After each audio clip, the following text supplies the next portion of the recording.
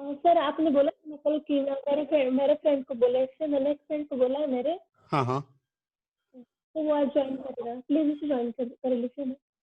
हाँ, तो अभी एक फ्रेंड किया है, बट उसको समझ में आएगा? अभी नहीं आएगा। फिर भी कोशिश करे, नहीं तो फिर नेक्स्ट क्लास से समझ में, डॉपलर इफेक्ट से समझ में आएगा। देखिए ठीक है सर। हाँ, अभी नहीं समझ में आएगा, ये बात ध्यान देना। अभी नहीं समझ में आया क्योंकि यह मिडिल में चल रहा है, इसलिए मतलब घबराना नहीं है, घबराना नहीं है। इसके बाद वाला टॉपिक ऑटोमेटिक समझ में आने लगेगा। ध्यान दो, इसको कहते हैं क्या? Close organ pipe. सुनो, क्लोज्ड ऑर्गेन पाइप। अच्छा, होता क्या है कि एयर मॉलिक्यूल्स, दुनिया में कोई ऐसा मॉलिक्यूल्स नहीं जिसका कि मास ना हो। वो अलग बात है कि वेरी वेरी लेस मास कंसीडर करते हैं। मेरी बात समझ में आ रही है? आ रही है। और जब कोई मटेरियल के पास मास वर्ड आ जाए तो उस मटेरियल में इनर्शिया तो आ ही जाएगा। इनर्शिया क्या कहता है कि कोई भी बॉडी जिस पोजीशन में रहती है उसी पोजीशन में रहने की इच्छा जाहिर करती है। तो देखो, अकॉर्डिंग टू रूल हम क्या जानते हैं कि क्लोज एंड पे क्या बनना चाहिए? क्लोज एंड पे नोड, और ओपन एंड पे क्या बनना चाहिए? Anti node. यहाँ पे तो नोड बनाना इनको मजबूरी हो जाता है। क्यों मजबूरी हो जाता है? क्योंकि इसके इधर मॉलिक्यूल्स नहीं पास होते। क्लियर हो रहा है कि नहीं हो रहा है? हो रहा है। लेकिन यहां पे क्या होता है कि जब मॉलिक्यूल्स यहां से ऐसे जाता है, ठीक है, देखो यहां से मॉलिक्यूल जब जाता है तो होता क्या है कि इनको बनना यहां पे चाहिए था, यहां पे एंटीनोड बनाना चाहिए, लेकिन यह इनके अंदर मास है। एयर मॉलिक्यूल्स के पास क्या है? मास। और मास में क्या है? इनर्शिया। देखे नहीं? हेलो, देखो मैं बता रहा हूं, एक रियल लाइफ का बात, घटना बता रहा हूं। कभी भगवान के यहाँ गुफा में दर्शन करने के लिए गए? नासिक में ही वो कौन सा मंदिर है ना, सीता गुफा, सीता गुफा गए हो? वहां पे नहीं गए, लेकिन गए एक सेकंड ऐसे गुफा में। हेलो, दूसरी गुफा में गए। हाँ हाँ सर, मैं क्लास के बाद अगर आपकी इजाजत हो तो बात करूं? हाँ साहब, ठीक है साहब, ठीक है। मैं क्या बता रहा था साहब? नहीं गए। हाँ, मेरी बात सुनिए। आप किसी गुफा से, मेरी बात सुनो, अगर आप किसी गुफा से एंट्री करो और वो गुफा थोड़ा लंबा हो, मतलब मान लो कि 10 मीटर 20 मीटर का हो, देखो मेरी बात समझो, यार रियल लाइफ में होता है, वही घटना यहाँ होता है। तो हम, गुफा है, छोटा जगह है, तो हम ऐसे झुक जाते हैं, हाँ या ना? हाँ तो बोलो ना, हाँ या ना? हाँ, झुक कर चलते हैं। अब जैसे ही खत्म होता है तो क्या खड़ा हो जाते हैं? हाँ। मारेंगे एक थप्पड़। नहीं, मैं बोल रहा हूँ, ऊपर से तो कवर होता है। मेरी बात सुनो, तो कवर गुफा ऐसे है, हम जा रहे हैं, जैसे ही गुफा का एंड होता है, क्या हम तुरंत खड़े हो जाते हैं कि एक आध कदम आगे बढ़ जाते हैं? सर वीडियो थोड़ा आगे जाते लेकिन खड़े नहीं होते। हाँ, थोड़ा आगे क्यों जाते हैं? क्योंकि हमारी टेंडेंसी क्या हो जाती है कि नहीं ऐसे चलना है, तो ऐसे में कंफर्ट जोन में आ जाते हैं, हमें यही अच्छा लगने लगता है। सेम वही कंडीशन किसके साथ हो जाता है? एयर मॉलिक्यूल के साथ। कि एयर मॉलिक्यूल्स इनके अंदर कंप्रेस्ड है। जब इनके अंदर कंप्रेस्ड है तो ये क्या करता है कि यहां पे जाकर यह एंटीनोड बनाता है। हेलो हेलो, हाँ सर। एंटीनोड बनाना कहां चाहिए था इनको?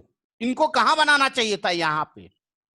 Open. But due to inertia, inertia क्यों डेवलप होता है? क्योंकि उन मॉलिक्यूल्स के पास मास होता है, मास होता है। तो इनर्शिया की वजह से वह एंटीनोड यहां पे बनाते हैं। कहां बनाते हैं? यहां पे। इसका मतलब कि यहां से यहां तक का करेक्शन हो गया ना। यह तो हमें जो चाहिए, जो एम्पलीट्यूड चाहिए, यहां पे मैक्सिमम डिस्प्लेसमेंट चाहिए, क्या यहां बन पाएगा मैक्सिमम डिस्प्लेसमेंट? नहीं बनेगा। नहीं, वह मैक्सिमम डिस्प्लेसमेंट यहां पे बनेगा। और इसी करेक्शन को कहते हैं इंड करेक्शन। मतलब हमारा लेंथ क्या हो जाएगा? यह एल, और इसको बोलते हैं E means end correction. E means end correction. और यह कितना टोटल लेंथ हो गया? L plus E equal to lambda by 4। क्या समझ में आया? हाँ। अरे बोलो ना हाँ या ना।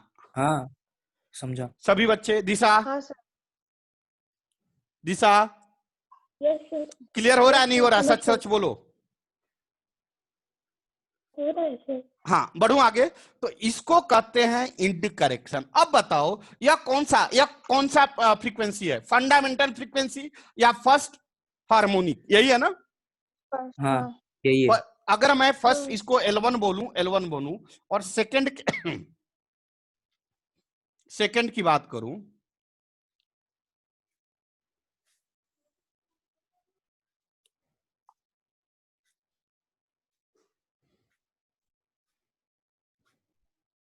ठीक है, यह सेकंड है, तो यहां पे आपका क्या बना,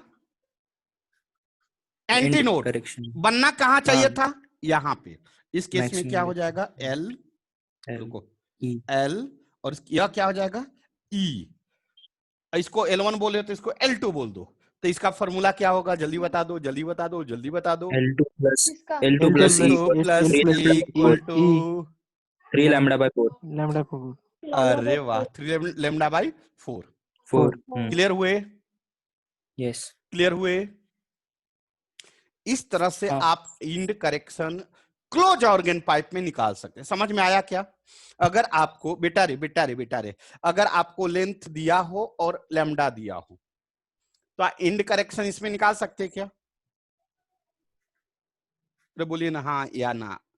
क्या फिर से बोलिए सर? अगर लेंथ दिया हो ऑर्गन पाइप का और लैम्डा दिया हो इसके अंदर के वेव का, तो आप इंड करेक्शन निकाल सकते हैं।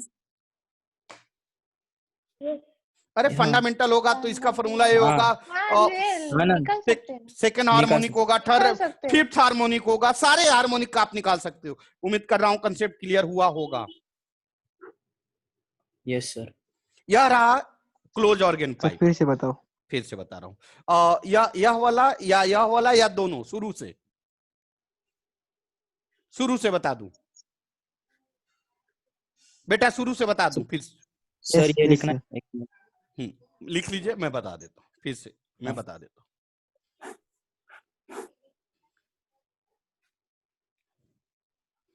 लिख लीजिए, मैं फिर से बता रहा हूं। क्या नाम है बेटा आपका? प्रतीक। प्रतीक।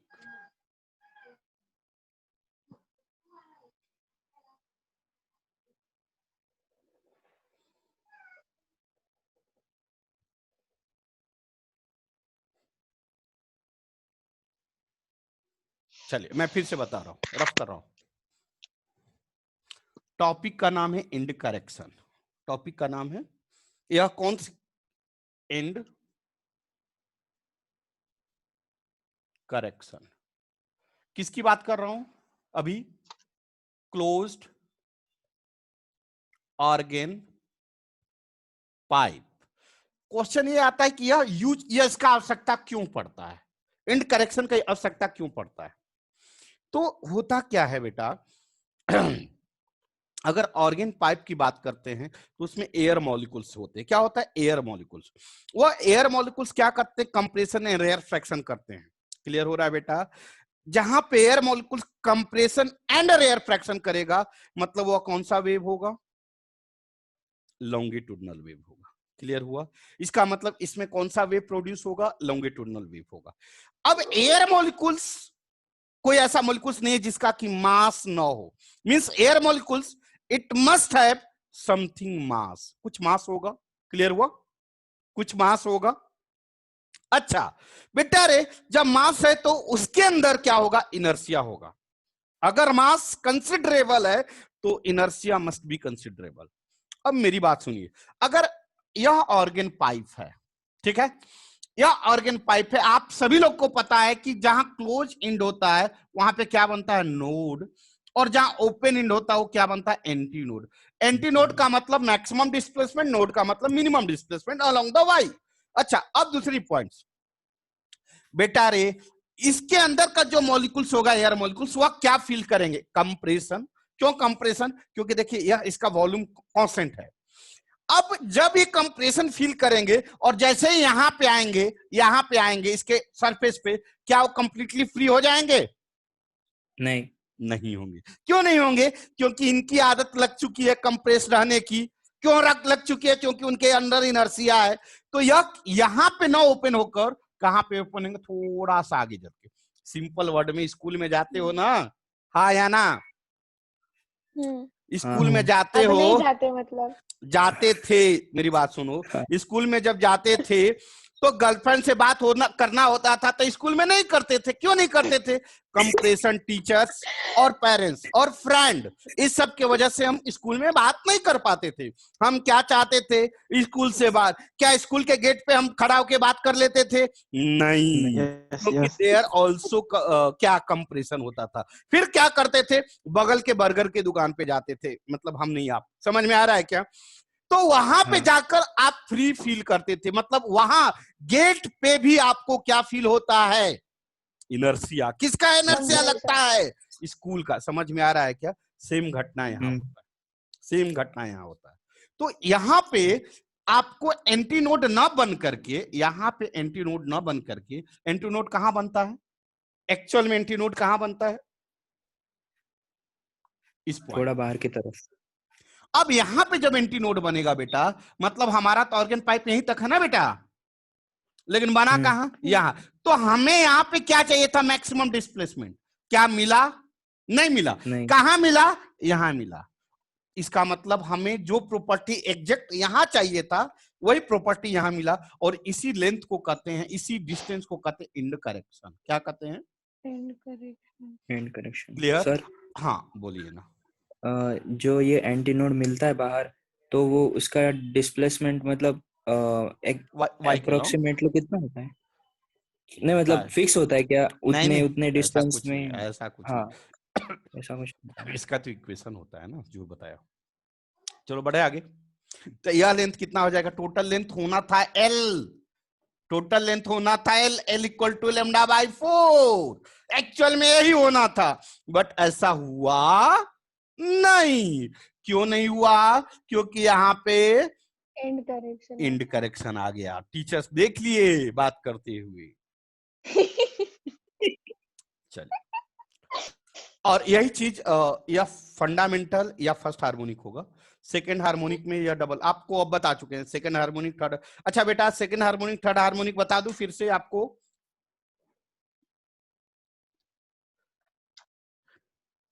नए बच्चे नाम भूल, प्रीतम बताया आपने नाम? नहीं, प्रतीक। प्रतीक। क्या आप क्लियर हो बेटा? यस सर, कंटिन्यू कीजिए। चलिए, अब लिखिए, यह रहा किसकी बात की है? Close organ pipe. अब लिखिए ओपन ऑर्गन पाइप। लिखिए ओपन ऑर्गन पाइप।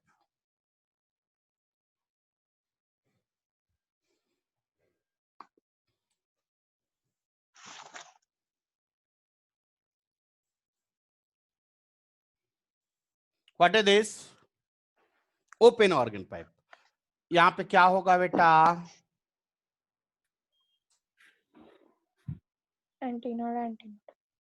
सही है,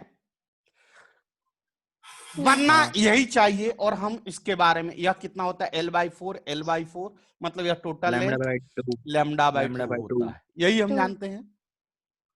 बट यहां पे भी ओपन है और यहां पे भी ओपन है, तो इनके क्या लग जाएगा? इनर्सिया का रूल। तब यह कहां बनेगा मैक्सिमम एंड? L+2E। हाँ, इधर भी एक इंड करेक्शन हो जाएगा और एक इधर भी end correction. L+2 equals to lambda by 2। तब क्या हो जाएगा बेटा? L1 + 2E plus 2e 2E equal to lambda equals to by. Lambda by 2।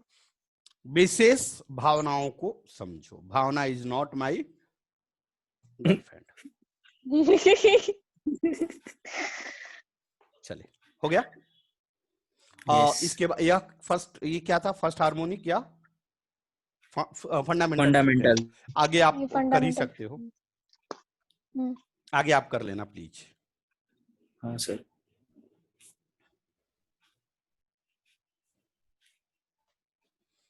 क्या मैं बढ़ूं आगे? 1 मिनट सर। सर बोलिए बेटा। हमने ऊपर ऐसा नहीं लिखना चाहिए ना, lambda by 2 L equals to. ओहो, हे भगवान, चल खुश।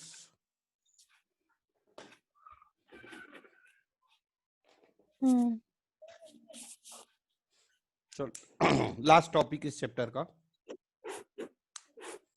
रफ करूं सर वीडियो पॉज हो गई।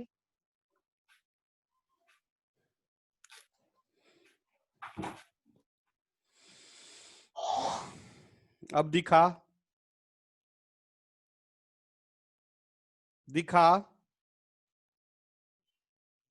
Hello hello hello. हाँ आवाज आ रही है बेटा? Yes sir. नहीं सर, पॉज हो गई है वीडियो। तो तू बोली कैसे नहीं सर? हाँ अब दिख रहा है। चलो लिखो डॉपलर्स इफेक्ट, लिखिएगा डॉपलर्स इफेक्ट।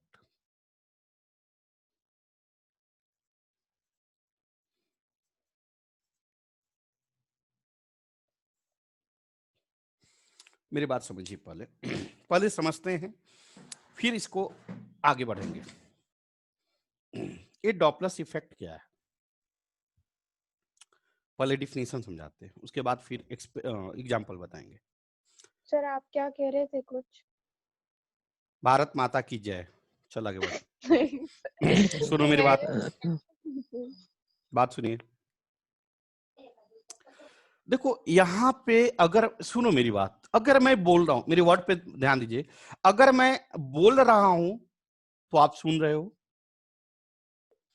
अगर हाँ। आप सुनते नहीं तो मैं पागल की तरह बोल के कोई फायदा होता क्या? मैंने एक दिन बताया था कि मैं पढ़ा रहा हूं तो आप पढ़ रहे हो। What is the meaning of this कि मैं ऑब्जेक्ट हूं और all of you are observer. क्लियर हो रहा है? मैं ऑब्जेक्ट हूं और all of you are observe, आप ऑब्जर्व कर रहे हो। क्लियर?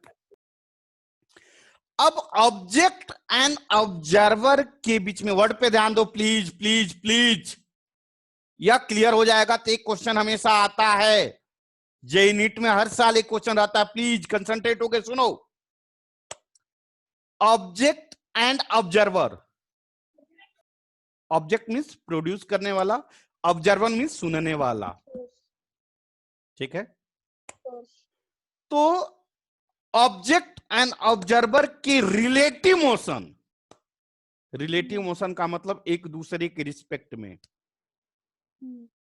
के वजह से जो वेरिएशन ऑफ इंटेंसिटी होता है ना, फ्रीक्वेंसी का जो वेरिएशन होता है ना, उसी को इस चैप्टर में स्टडी करते हैं। या सबसे पहले किसने ऑब्जर्व किया? ऑब्जर्व तो सब कर रहा था, लेकिन इसको थ्योरेटिकली किसने बताया? डॉपलर साहब ने, इसलिए इनका नाम डॉपलर इफेक्ट आ गया। इसका द बेस्ट एग्जांपल, इस किसी भी ट्रेन के पटरी पे सुसाइड करने के लिए सो जाओ,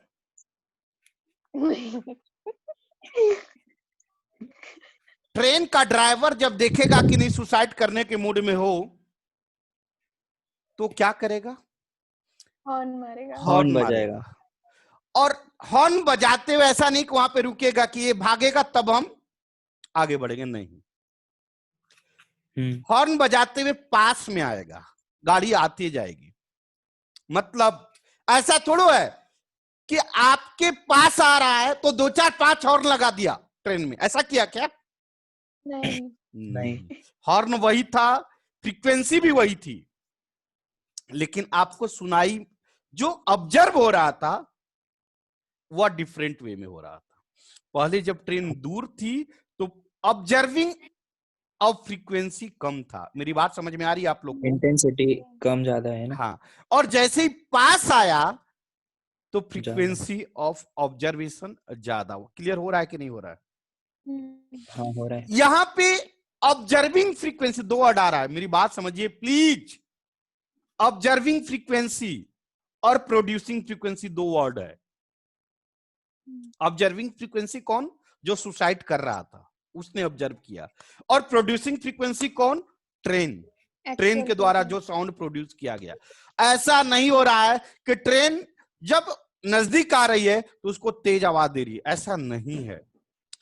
उस समय भी उतना ही फ्रीक्वेंसी से प्रोड्यूस कर रही थी साउंड, और जब पास आई तो भी उतना ही फ्रीक्वेंसी था, बट आपको जो ऑब्जर्व हो रहा था वह डिफरेंट फ्रीक्वेंसी वो ऑब्जर्व हो रहा different था था। Due to relative motion and distance between the object and observer. Clear हुआ? Observer. यस और इसी वेरिएशन को कहते हैं डॉपलर इफेक्ट। क्या कहते हैं? Doppler effect. डॉपलर मतलब हम क्या बोलेंगे, द रिलेटिव मोशन की वजह से, किसके relative motion? Object and observer. मेरी Object word and please observer. बच्चे रे प्लीज कंसंट्रेट होके सुनना और हर पॉइंट को क्लियर समझना। Relative motion between the object and observer, दो चीज होगा। अगर प्रोड्यूस करने वाला होगा और ऑब्जर्व करने वाला नहीं होगा, नो मीनिंग ऑफ दिस। अगर ऑब्जर्व करने वाला होगा, प्रोड्यूस करने वाला नहीं होगा, तो नो मीनिंग ऑफ दिस। समझ में आ रहा है ना? तो यहाँ पे दो चीज होगा, ऑब्जेक्ट होगा और ऑब्जर्वर होगा। ऑब्जेक्ट बोलो, सोर्स बोलो, जो बोलना है बोल लो। तो यहाँ पे दो चीज होगा, एक सोर्स या ऑब्जेक्ट, दूसरा ऑब्जर्वर। क्लियर हुआ? अब मेरी बात सुनिए, दोनों के रिलेटिव मोशन के वजह से जो वेरिएशन, ऑब्जर्विंग फ्रीक्वेंसी जो होगा, हेलो, जो ऑब्जर्वर फ्रीक्वेंसी ऑब्जर्व करेगा, क्योंकि ऑब्जर्व तो वही करेगा जो सुनेगा, प्रोड्यूस करने वाला तो नहीं सुनेगा। तो जो ऑब्जर्विंग फ्रीक्वेंसी होगा उसमें वेरिएशन आएगा, किसकी वजह से? दोनों के रिलेटिव मोशन की वजह से। और उसी वेरिएशन को स्टडी जो करते हैं उसे क्या कहते हैं? Doppler effect. क्या सभी बच्चे क्लियर हुए कि what is the Doppler effect? सच में क्लियर हुए? Yes sir. चलिए अब मैं आगे बढ़ रहा हूं।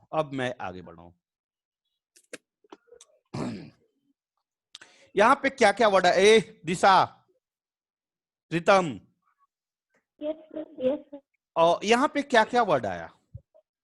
एक ऑब्जेक्ट आया, एक ऑब्जर्वर आया। मेरे वर्ड पे ध्यान दीजिए, एक ऑब्जेक्ट आया, एक ऑब्जर्वर आया। एक वर्ड बोला कि ऑब्जेक्ट जो सुन रहा है वो, और एक ऑब्जर्वर जो प्रोड्यूस कर रहा है वो, मतलब दो फ्रीक्वेंसी होगा। क्लियर हो रहा है नहीं हो रहा है? Yes. एक ऑब्जेक्ट का और एक ऑब्जर्वर का, दो फ्रीक्वेंसी प्रोड्यूस होगा यहाँ पे। यस अब आगे बढ़ते हैं। ऑब्जर्वर भी भाग सकता है और ऑब्जेक्ट भी भाग सकता है।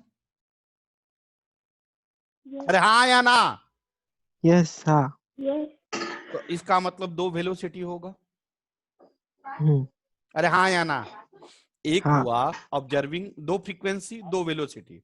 किसका वेलोसिटी? ऑब्जेक्ट का, ऑब्जर्वर का। ऑब्जर्व और क्या ऑब्जर्व होगा? और या सोचिए, फिर और क्या हो सकता है? Speed of sound. Speed of sound होगा ना? Yes. स्पीड ऑफ साउंड होगा या नहीं? क्योंकि स्पीड ही ना भागे, अरे साउंड ही ना भागेगा। ट्रेन 10 किलोमीटर दूर है और साउंड दे रही है, तो आएगा कौन? ट्रेन आएगी कि साउंड ऑफ ट्रेन आएगा? साउंड। तो साउंड ऑफ ट्रेन का वेलोसिटी कुछ ना कुछ तो होगा ना। हाँ Yes. इसका मतलब स्पीड ऑफ साउंड। क्या क्या अभी तक समझे? ऑब्जर्विंग फ्रीक्वेंसी, प्रोड्यूसिंग फ्रीक्वेंसी, बोलो। हाँ और ऑब्जेक्ट वेलोसिटी वेलोसिटी और और स्पीड ऑफ Velocity है। ऑब्जर्विंग वेलोसिटी और sound की velocity. और ऑब्जर्विंग वेलोसिटी ऑब्जर्विंग वो तो हो गया। और speed of sound. Object velocity and sound, speed of observer's velocity. अरे भैया रुको, दो वेलोसिटी ऑब्जेक्ट ऑब्जर्वर, दो फ्रीक्वेंसी ऑब्जेक्ट ऑब्जर्वर, और speed of sound speed of. Clear हुआ? Velocity of sound. क्लियर हुआ? क्लियर हुआ? यस और कुछ हो सकता है? सोचिए। Distance between frequency, actual frequency of the तो वही तो मान लिया, दो फ्रीक्वेंसी मतलब एक ऑब्जर्विंग और एक प्रोड्यूसिंग, हो तो गया। अब आगे बोलिए। distance between both. डिस्टेंस का कोई मतलब नहीं है, आगे बोलिए। स्पीड आप कंसीडर कर चुके हैं। इंटेंसिटी यहाँ बात ही नहीं कर रहे हैं, क्योंकि intensity directly proportional to frequency होती है। आगे बोलिए।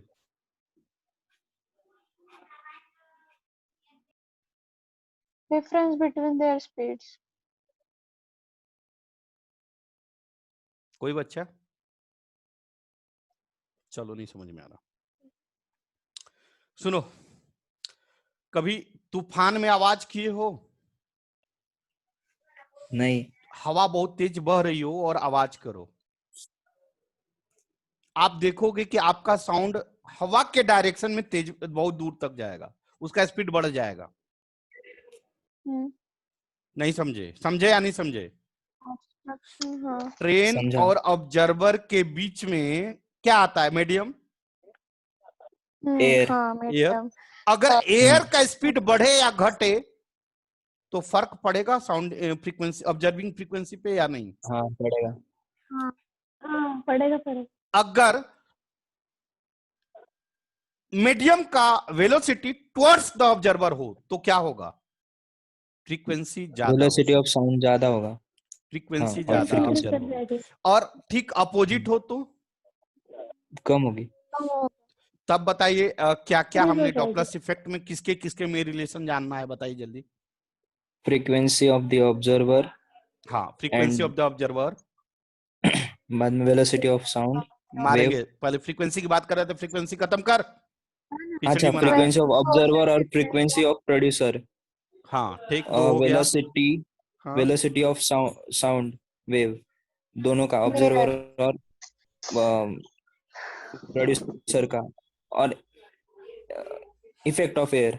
साउंड का फिर से सुनो, observing frequency, producing frequency, air मैं बताऊं ऑब्जर्विंग वेलोसिटी, प्रोड्यूसिंग वेलोसिटी, और actual frequency speed of sound, और in air medium velocity. Speed of air. Medium total कितने पैरामीटर आ गए? 5. 7, नॉट 5, 7। हाँ हाँ, 7 7 बराबर। 7 आ गए। हाँ, तो लिखिए formula n dash equal to v plus minus V W. लिखते चलिए, बता रहा हूं। v plus minus V W plus minus V you,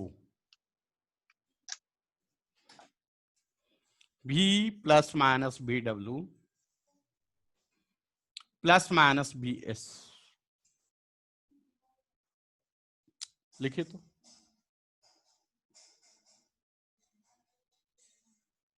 अब बता रहा हूं क्या कहो। लिख लिए?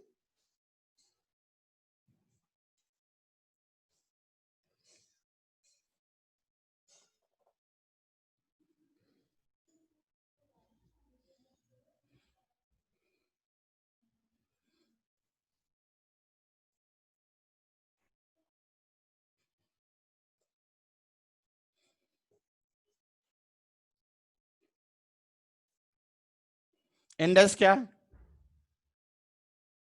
बोलो। Observing frequency, n actual frequency, या प्रोड्यूसिंग फ्रीक्वेंसी, जो बोलना है बोलो। Producing frequency. आगे बोलो। v वेलोसिटी या speed of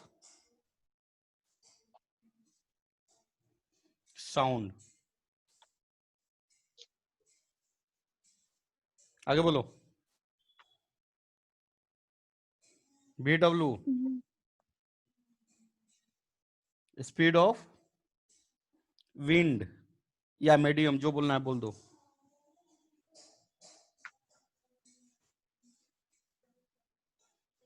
next B O observing velocity, observer's velocity, velocity of observer, जो बोलना है बोलो।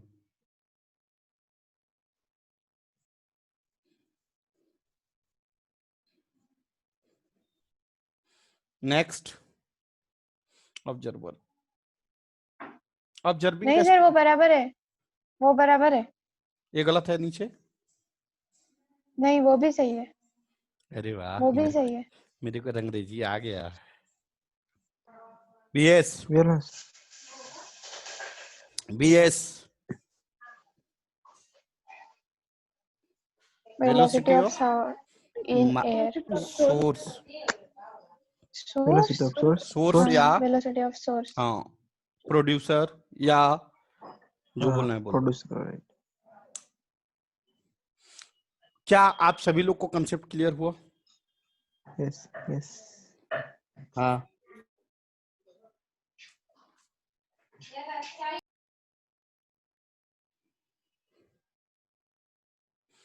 अब केसेस एराइज होंगे।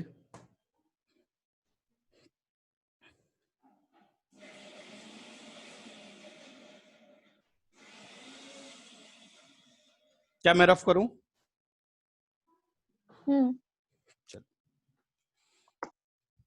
रफ कर रहा हूं। अगर मान लो अभी विंड को हम कंसीडर नहीं करते हैं, अभी शुरुआत में मान लेते हैं, बाद में इसको बात करेंगे। If BW equal to 0 means medium is in rest, तब हमारा इक्वेशन क्या होगा? V plus minus V0 upon V plus minus Vs into N.